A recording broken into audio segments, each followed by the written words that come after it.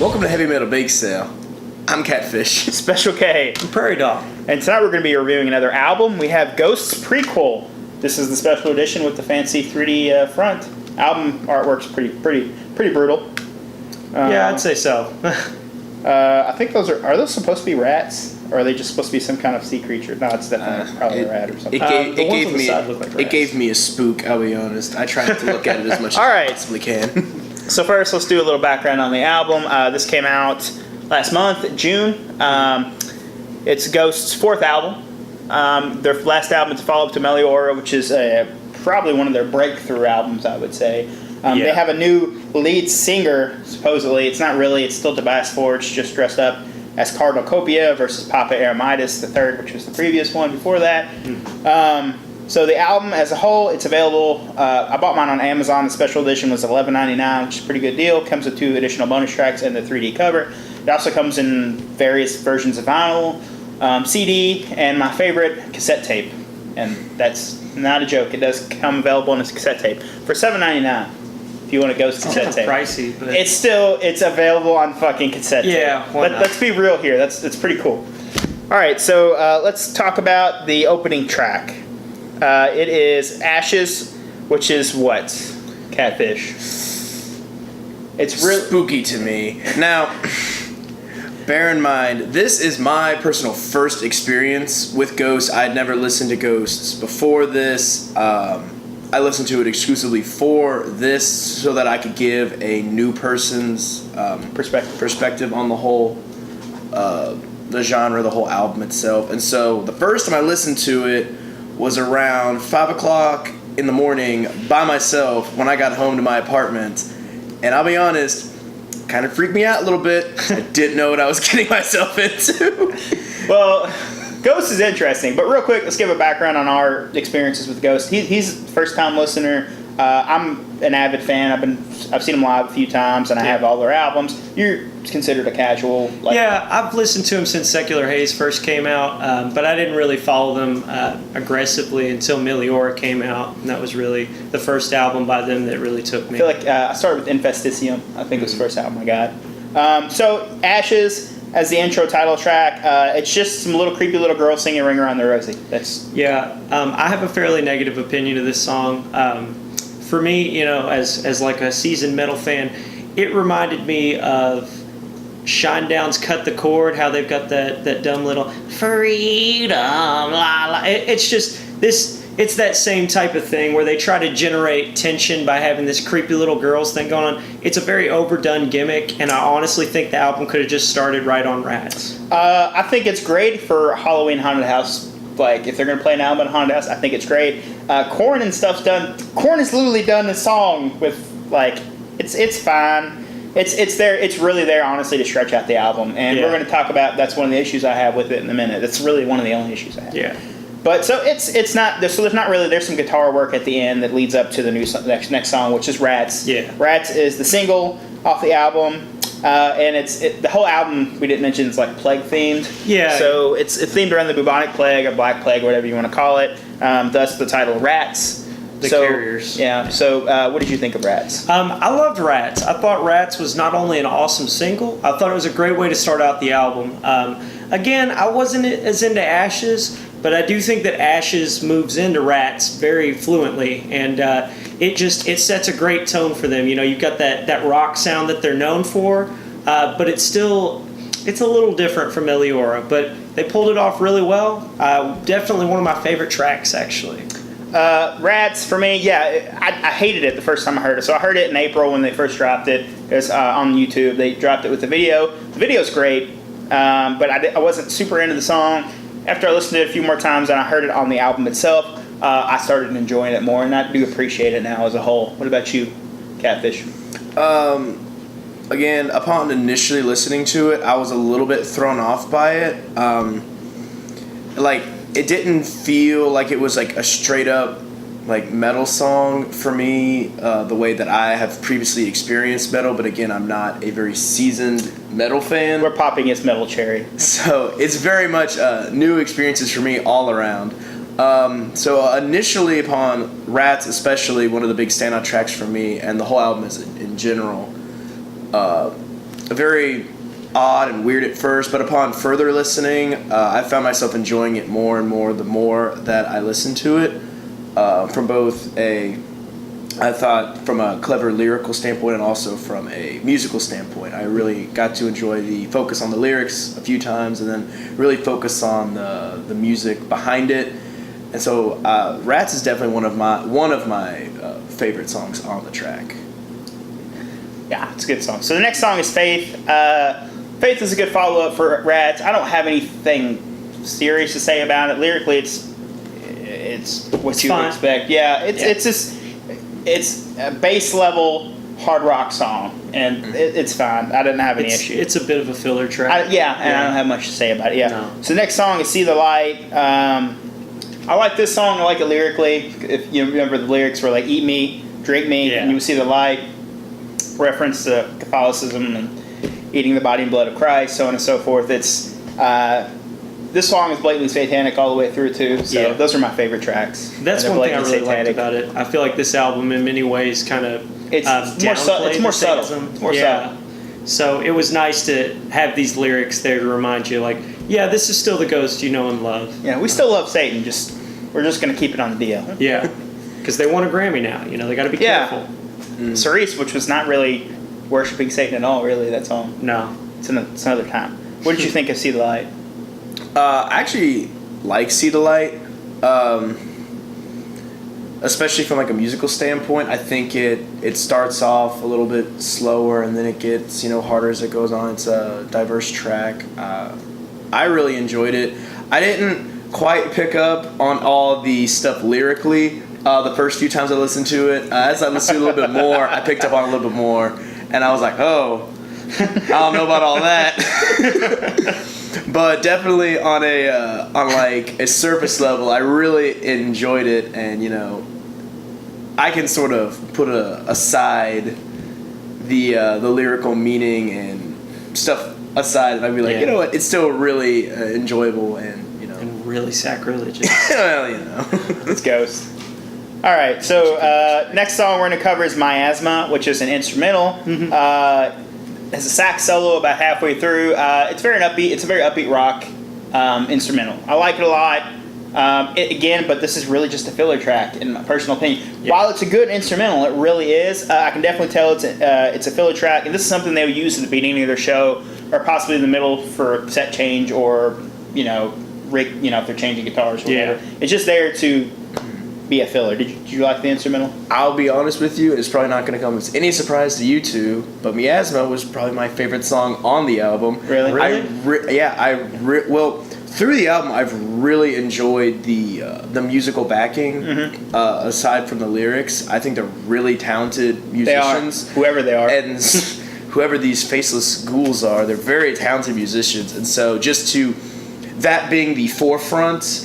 The musical ability and then the saxophone solo, I thought it was really surprising to me to hear it on an album like this, especially up until this point. You wouldn't expect to hear a saxophone solo, but I love the saxophone and I do love the musical talent. Get it right. It's called the saxophone. All right, it's called the saxophone.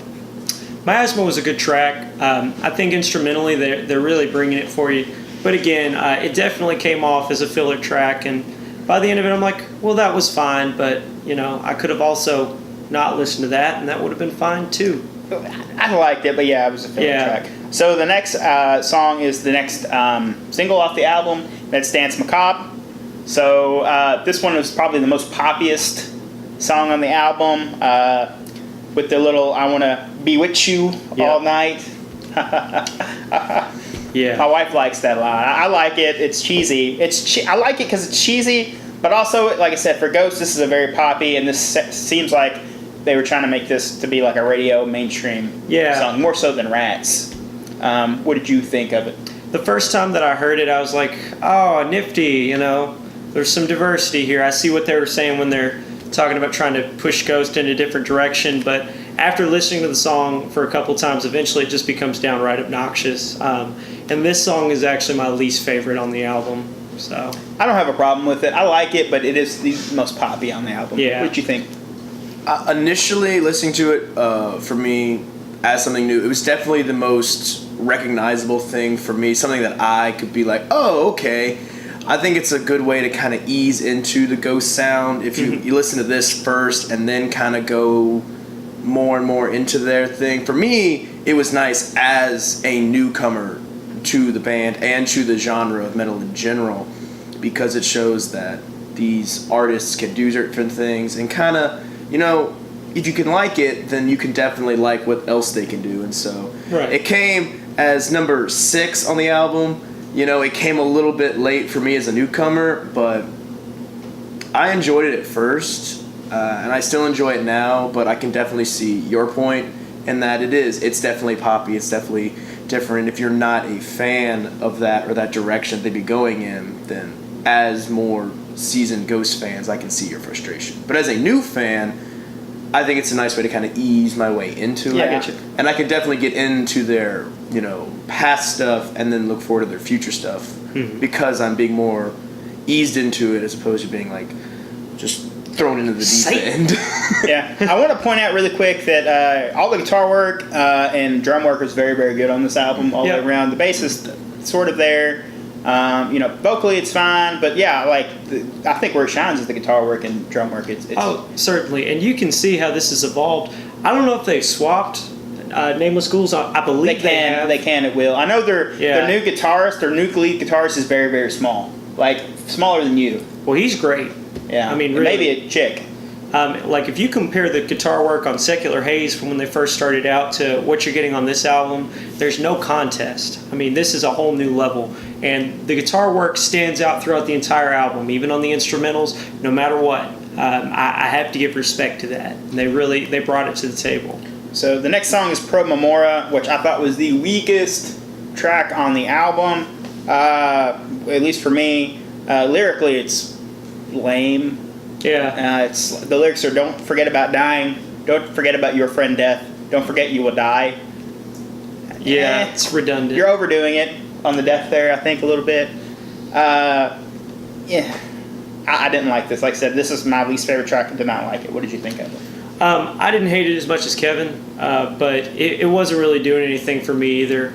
This was one of those tracks that if you're just listening to the whole CD all the way through, you kind of just tune out. It's there, it's fine, but it wasn't drawing my attention in any way. What'd you think? It was okay. Don't forget about dying. Well, again, friend death. Listening to the lyrics, it's not as clever or as fun, I think, as some of the other stuff was. And even the stuff that was more shocking, the stuff that I was like, oh, I don't really know if I like. I'm like, oh, that's a little weird, but it didn't even make me like uncomfortable. Like it's weird. It's just a little boring. It's like, oh, especially once I got that the whole thing was about like the plague and all that. I'm just like, oh well. Yeah. All right. Well.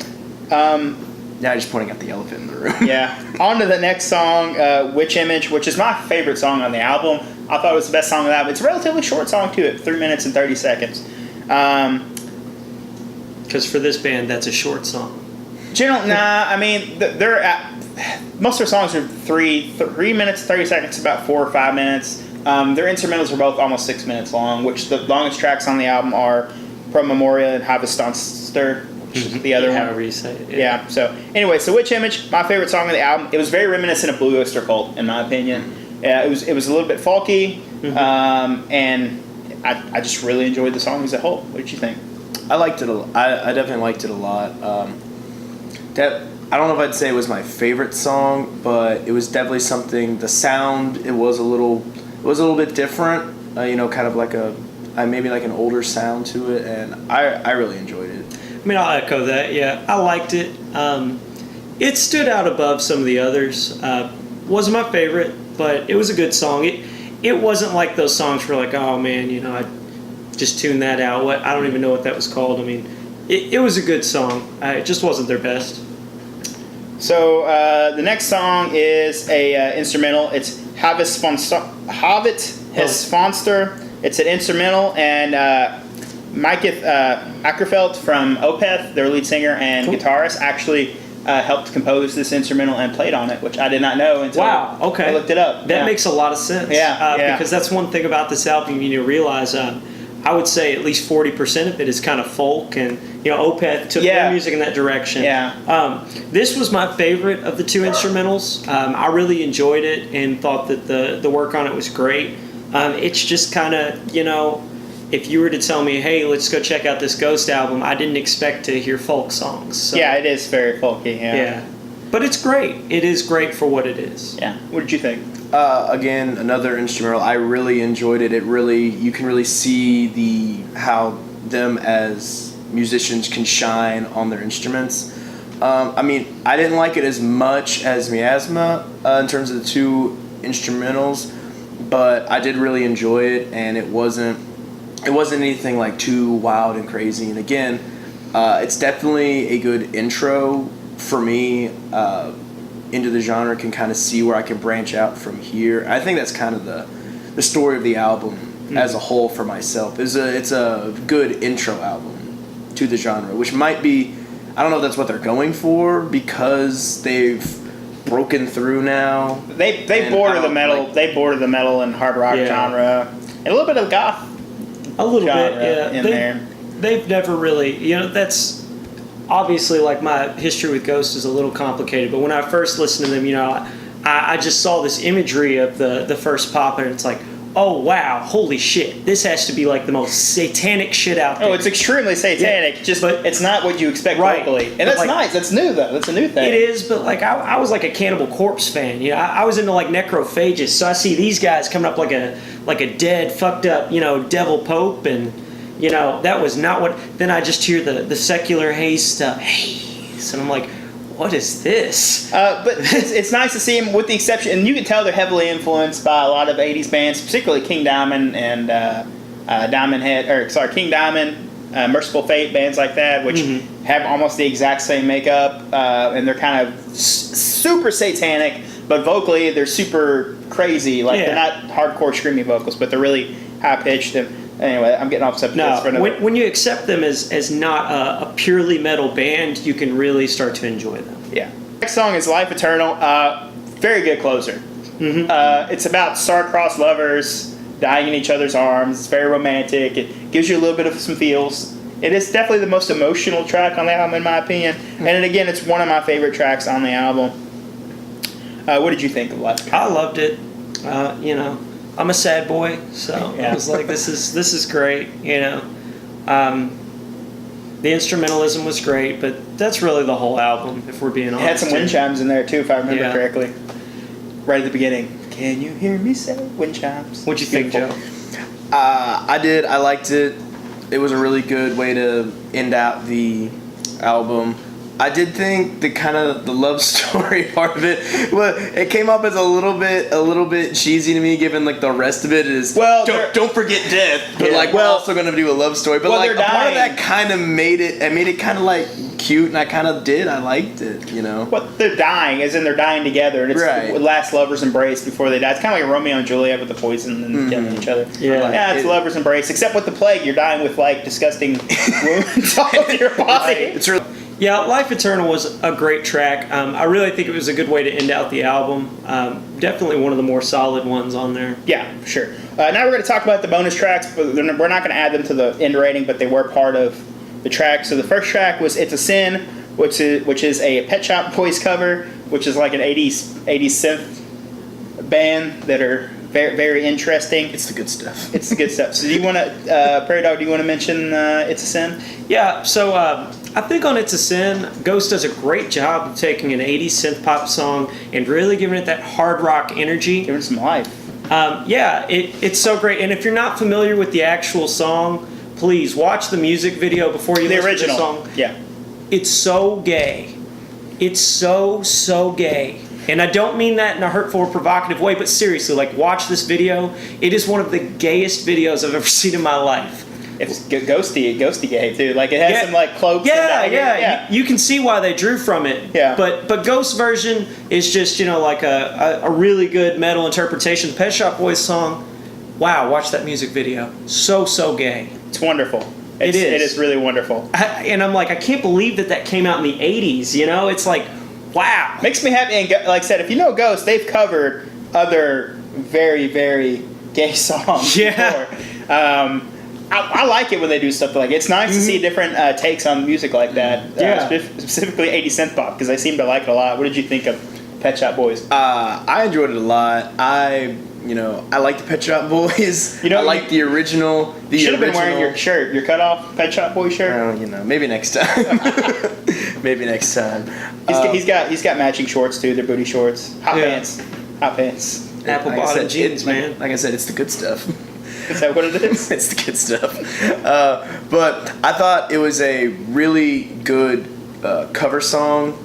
They did what was good about the past, but they also made it their own in their own way. And so because you're able to really make it your own, but you're still, I guess like referencing to the past and like stuff like that, I think that's what makes it like a really great cover song as opposed to some other cover songs where they are just copying what other people did, or they're going so far out on the limb that it's not even respectful to the previous work. Yeah. And so I think they really hit that perfect medium of a cover song. All right, next one and the last track on the bonus track is the bonus album is Avalanche, which is a cover of a Leonard Cohen song. If you don't know who Leonard Cohen is, check out the original Avalanche. It's very dark, depressing. There's some flamenco guitar going on in the original. It's mostly acoustic. Ghost made it very rock-oriented, but they made it very dark. Like Tobias Forge or Cardinal Copia's vocals are the lowest and darkest I've ever heard. I personally enjoy it a lot. I did not like it the first time I heard it, but after hearing the original and reading the lyrics, it's a very, very powerful song as a whole, and they did a very, very good job making it their own. What did you think? I'm not super familiar with the original version as much as maybe I should have been going into it, and I've only heard the Ghost version once. Now, what I can say from that one listening is I did enjoy it. But I think it's definitely something that I'm going to have to listen to repeatedly and definitely listen to the original before I can really give a definitive whether or not I thought it was a good cover song. As a good song in general, I think it is a good song. But I can't really say if it's a good cover song or not. Prairie Dog, what did you think? Yeah, I enjoyed it. It's important to note, though, I have no point of reference. I've never heard the original. I don't intend to at any point, probably. You will. I'll make you. Okay. I'll shove it in your ear holes. But yeah, it was. It was good. It was a good song.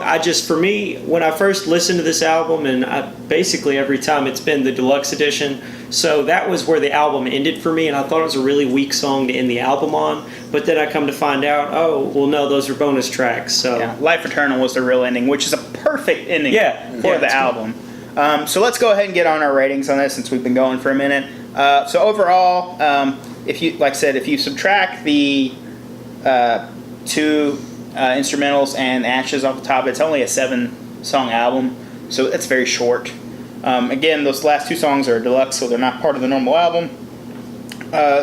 So I'm going to go ahead and rate this album overall as a 7. I think it's a good album, and if you understand our rating scale, 5 is average, anything below that is going below average, 6 is above average, 7 is good, 8 is great, 9 is amazing, 10 is follow the band around the country. So 7 is what I'm going to give it. I liked it.